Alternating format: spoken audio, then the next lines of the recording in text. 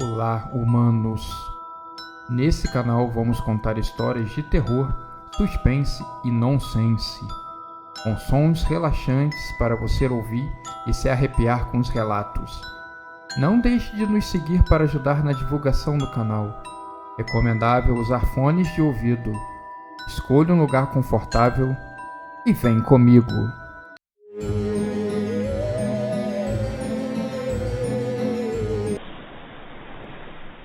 A pequena cidade de Madeira Caída.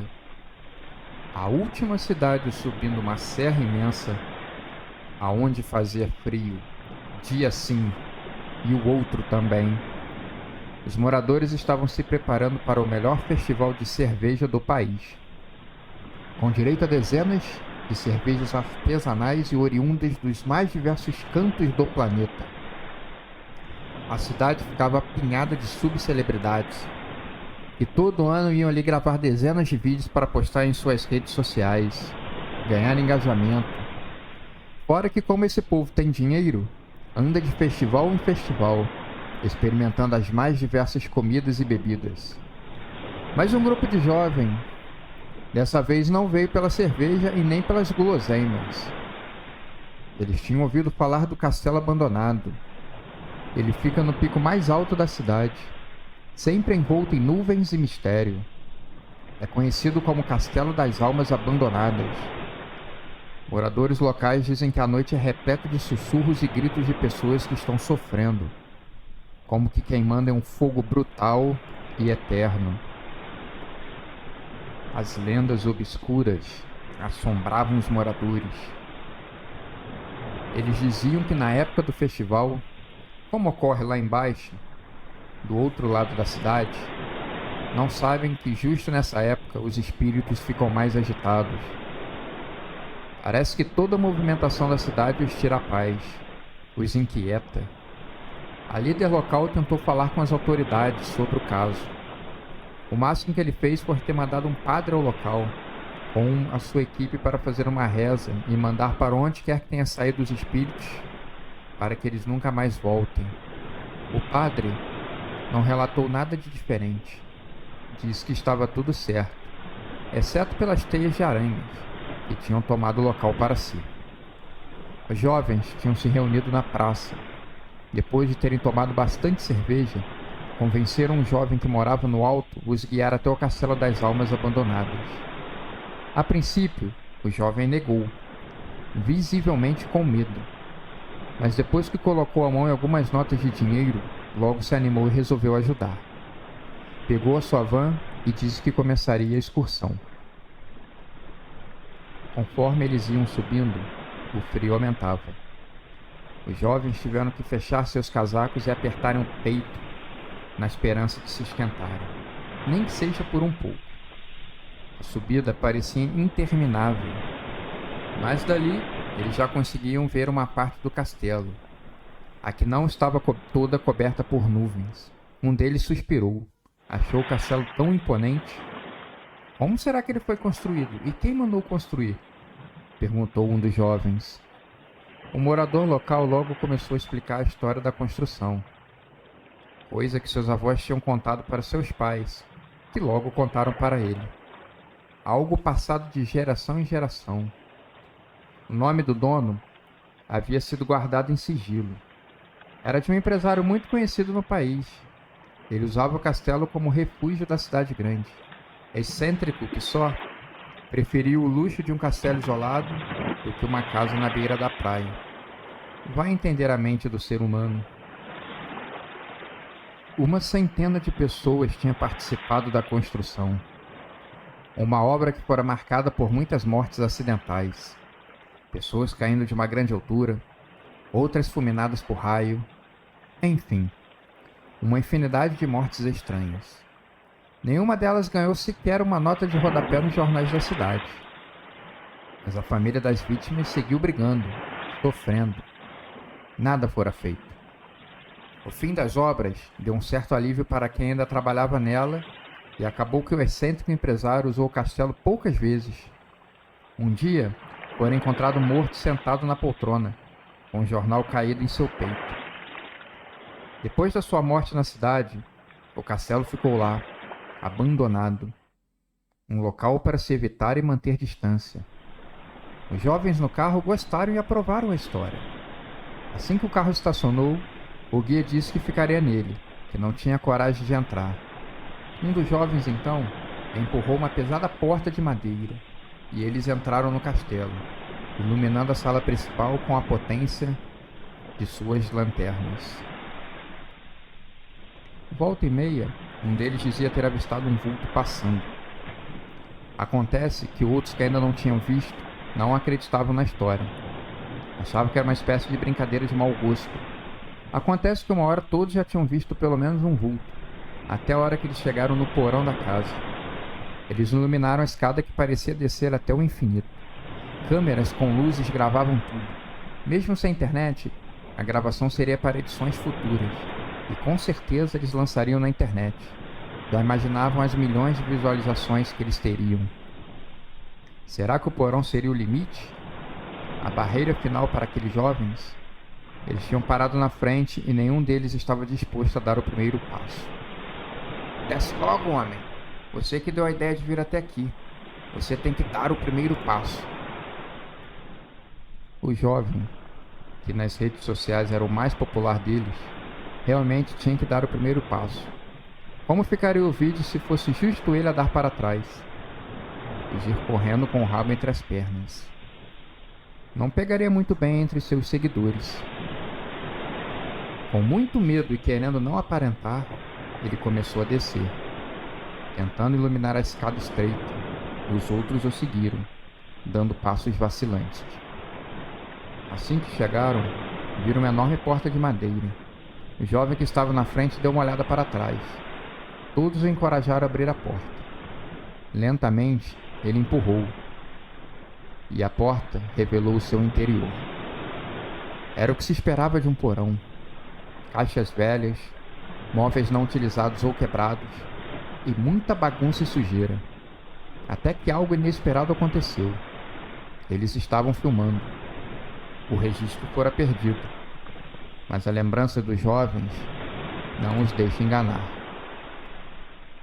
Uma poltrona se virou de repente do nada. Um homem, com uma roupa velha e suja, estava sentado ali. Olhou bem fundo nos olhos dos jovens e disse: "Fujam o mais depressa possível desse lugar. A ruína está chegando."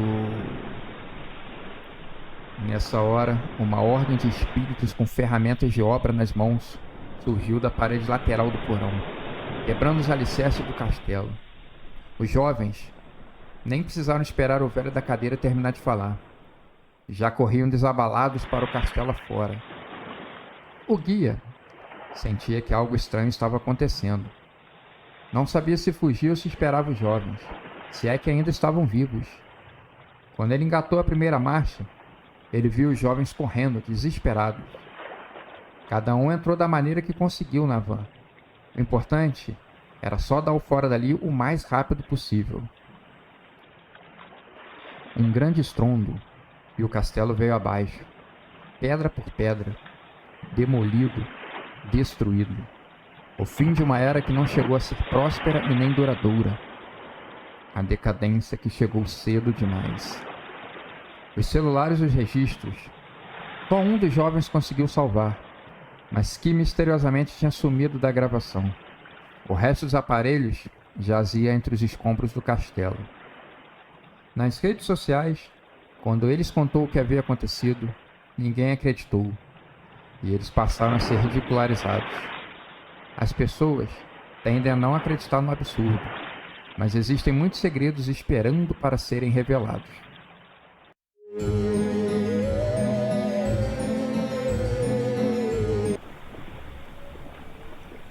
Luxúria, avareza, orgias, o culto da mediocridade, o mundo arruinado por políticas vãs e nefastas, aonde os mais ricos, a cada dia que passam, enchem ainda mais os seus bolsos, enquanto os pobres, a cada dia que passa, precisam lutar com mais afinco e força por um mísero pedaço de pão.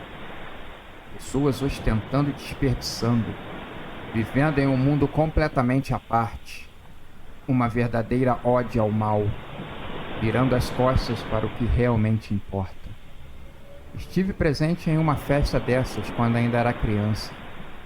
Não por ser uma criança rica, longe disso, mas pelo meu pai ser um arqueólogo brilhante, lotado de feitos e descobertas impressionantes. Conhece a história do elefante gigante de Calas Morra? Pois bem, foi meu pai que descobriu o fóssil. As pessoas estudaram ele com muito carinho e concluíram ser legítimo. Até aquele momento, o único da sua espécie. Eu era a única criança no lugar. Os mais velhos bebiam, sussurravam. Nessa época eu não entendia muito bem as coisas. Achava que era uma coisa completamente normal. Só anos mais tarde fui perceber que naquela noite o ar estava sexual. As pessoas estavam em busca disso. Colocar para fora toda a energia reprimida, sem culpa e sem medo. Uma devassidão completa. Notava que meu pai estava sem jeito, como que com vergonha de alguma coisa. Quando perguntei, ele disse que estava bem, que ele tinha sido convidado para tentar desvendar um segredo. Eu o tinha acompanhado apenas por não ter aonde ficar. Esqueci de mencionar que minha mãe se encontrava do outro lado do mundo. Ela também era arqueóloga. Estava escavando um sítio muito antigo e promissor. Talvez apareçam novidades muito em breve, dessas que vão sacudir o mundo da arqueologia, mudar todos os livros de história. Será? Bom, muitos anos mais tarde posso dizer que nada achou de muito interessante. Enquanto as pessoas bebiam e conversavam, eu passeava olhando todos os quadros que enfeitavam aquela casa. Eram muito sombrios, com figuras estranhas, tudo muito obscuro. Parecia estar exalando um odor de maldade. Me sentia mal olhando aquelas obras. Quando eu tentava me distrair com outra coisa, a anfitriã da festa pediu a palavra. Todos ficaram quietos para ouvi-la falar. Era uma mulher muito bonita. Minha lembrança desses tempos de infância é que ela talvez tenha sido a minha primeira paixão na vida. A voz dela era hipnótica. Eu estava maravilhado com tamanha beleza. Olhei meu pai, que também estava boquiaberto, olhar perdido. Algo muito parecido de quando ele olhava para a mamãe. Ela anunciou que os preparativos já tinham sido feitos. Pediu que meu pai e todas as pessoas a seguissem. Meu pai veio até mim e pediu que eu entrasse em um quarto de hóspede preparado e ficasse até lá, até a hora dele voltar. Obedeci, mas por menos de um minuto. Criança odeia a ordem que contraria sua curiosidade. Nesse momento, eu queria seguir aquela mulher. Saber que preparativos eram esses. Saí do quarto de fininho, seguindo o barulho de passo das pessoas que caminhavam à frente. O castelo parecia interminável. Andava para lá, fazia uma curva, subia uma escada aqui, descia outra acolá. Parecia que eu tinha feito uma maratona. Tudo isso para chegar a uma porta imensa no jardim, escondida atrás de uma porção de mato que aparentava ser falso. A porta foi aberta depois que a anfitriã puxou uma alavanca. O interior dava para a encosta de uma montanha, e bem ali no meio tinha uma fissura enorme, e uma luz forte avermelhada saía de lá. Ao lado, eu lembro de ter visto alguns símbolos e letras que eu não conhecia. Meu pai ficou intrigado e se inclinou para olhar. Era sua tarefa. Ele estava ali justamente para aquela hora. Descobrir o que tinha ali. Descobriu o que aquelas palavras queriam dizer. Nessa hora, eu vi que uns empregados estavam chegando com taças lotadas de uma bebida vermelha e na bandeja com algo viscoso, que na época lembrava gelatina. Quando eu penso hoje em dia no que deveria ser, me dá um certo asco e vontade de vomitar. As pessoas bebiam, degustavam aquilo, espalhavam no rosto, todos alheios a meu pai que estava tentando decifrar o que estava escrito. Depois que eu vi que as pessoas estavam tirando a roupa. Uma vez havia surpreendido sem querer os meus pais. Sabia que aquilo não era muito bonito de se assistir. Fechei os olhos por um tempo. Conforme ele passou, algumas pessoas ainda estavam nuas deitadas no chão. Meu pai parece ter descoberto alguma coisa. A anfitriã ficou logo animada, passando os braços ao redor do meu pai como se ele fosse algum tipo de animal de estimação ou propriedade. Lembro de não ter gostado daquilo, mas foi a última vez que o vi.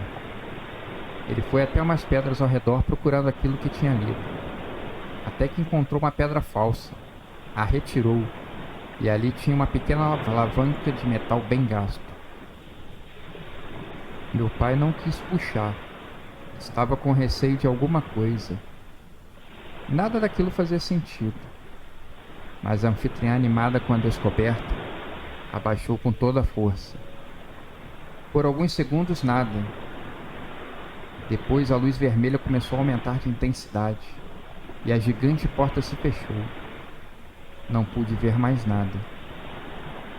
Escutei algumas pessoas gritando, esmurrando a porta. Estava preocupado com meu pai, mas nada podia fazer. Até que um enorme clarão, com um barulho ensurdecedor, ecoou e os gritos cessaram. Corri para longe, corri para a estrada. Não achei ninguém no castelo e nem em lugar nenhum. Fiquei vagando por um bom tempo, até que desmaiei. Fui acordar em um hospital, com um policial ao meu lado. Queria saber o que tinha acontecido, aonde estavam os meus pais e todo esse tipo de perguntas óbvias. Contei a minha versão da história, até que ele decidiu dar crédito a uma criança e mandou algumas viaturas até o castelo. O castelo parecia abandonado como sempre esteve. A polícia não encontrou nada. Nada da porta gigante. Nada da fissura na pedra.